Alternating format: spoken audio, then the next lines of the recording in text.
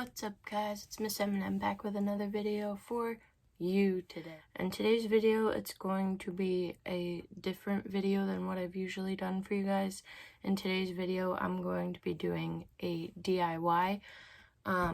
This collaboration that I'm doing this DIY for is for the month of May. It's all mermaid themed.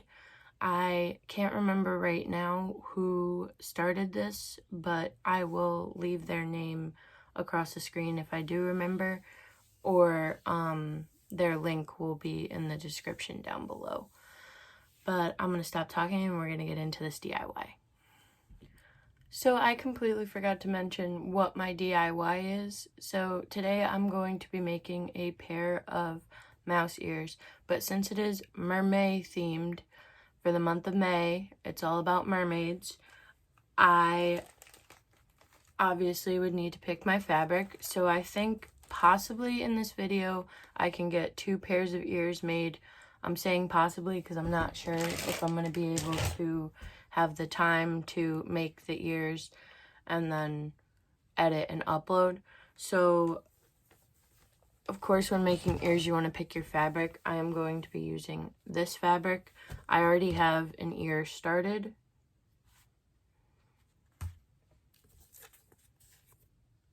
And the second ear started, as well as the bow. I don't want to show you the bow just yet.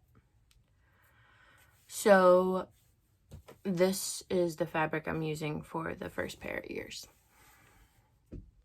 Also, something that I wanted to point out as just like a tip for anybody who's first starting out making ears, or anybody who's never made ears before, a good idea to have all your materials out. So like your stencils, one for fabric, one for cardboard. I like to have this for spacing my ears at the end.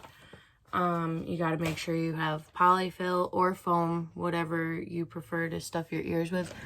I use polyfill for my ears. Sorry, I got a little close to the camera. Also, you're going to need a headband. I am just going to use a plain black headband. You want to have your trim. My cardboard was already cut out, hot glue, and your scissors, of course. So I am just going to, since I already had started on these ears a while ago, and I have one complete, I am going to finish the second ear. So I just have to glue the fabric onto the second part of this. I'm sorry it's not really a great DIY because you guys can't see what I'm doing, but see, we have the fabric down here. I'm sorry if this is crappy filming and I'm giving you guys whiplash. I don't know how to turn this around, but we're getting the second part of the ear glued. Okay, now that we have the second part of the second half done, you don't have to have it perfect, just as long as it stays when you're stuffing it. So I'm just going to stuff these and then we'll glue them together. And when stuffing your ears, you don't want to stuff them too much, otherwise the fabric is going to pop off of the cardboard. I usually just grab a little chunk like that, and then if I need more, I will grab more. And when putting it inside your ear, it's good to distribute it throughout. So like, press it to both sides. But like I said, sometimes when stuffing, you don't want to stuff too much because sometimes you can get not flimsy cardboard, but not like sturdy enough cardboard. So this pair, I'm not even going to have to stuff that much, just because I don't want it to stuffing your ears too much can make it bend. And if it's bending, it's going to be hard to slam both sides together. It's going to keep popping off and it's not fun. It's always good to just do a simple amount of stuffing. Also, if you do too much stuffing, then your ears will be really heavy. And nobody wants heavy ears. Then they're gonna fall off your head, and you want your ears to stay on your head and be comfortable. That one's done. I can already tell this is gonna be a pain in the butt. So then we're just gluing the opening shut.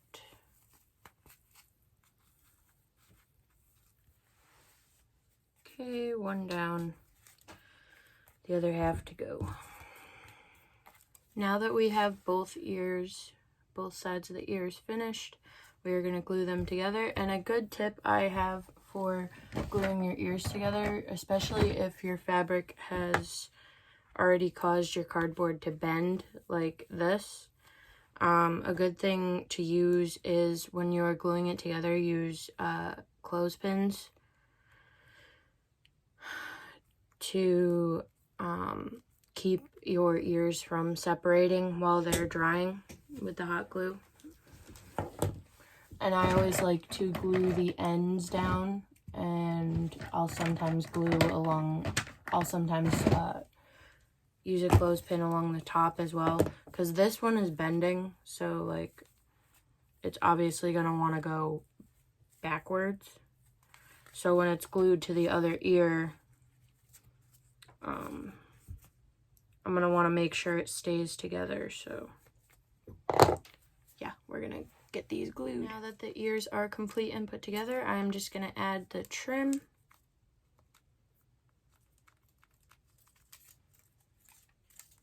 And then we have the fun part, which is attaching the ears to the headband, because I never, no matter what I do, can never get the ears to be symmetrical. So that is why I printed this off. This is Dream It DIY's ear spacing template. I think she had it in the description of one of her YouTube videos. If I remember what video, I can link it in the description down below, where I can do a card up above.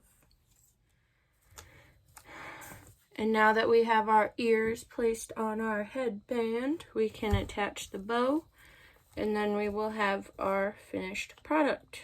I have to say, these did come out a little crooked.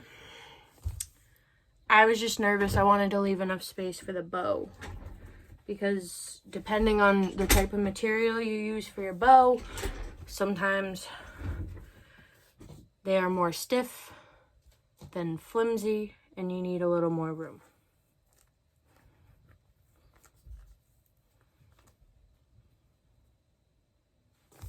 So let me just attach the bow, and then we will be good to go. So when doing the bow, I just add a dollop of glue in the center, roughly in the center of the bow, or roughly in the center of the headband.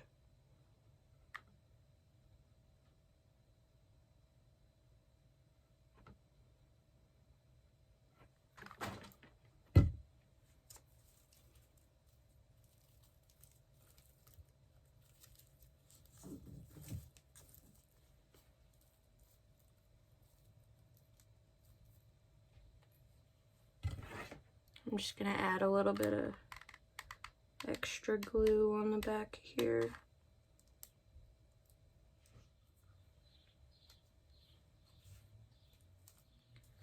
And there we have it. This is my finished mermaid ears for this Mer-May collaboration. I really hope you guys enjoyed this video. Please don't forget to like, comment, and subscribe. Also, don't forget to sprinkle some pixie dust on that notification bell so you never miss an upload or a new video. Also, don't forget to check out the amazing channels, which are linked down below, to see the DIYs that they created for this collaboration. And I will see you guys soon. Bye!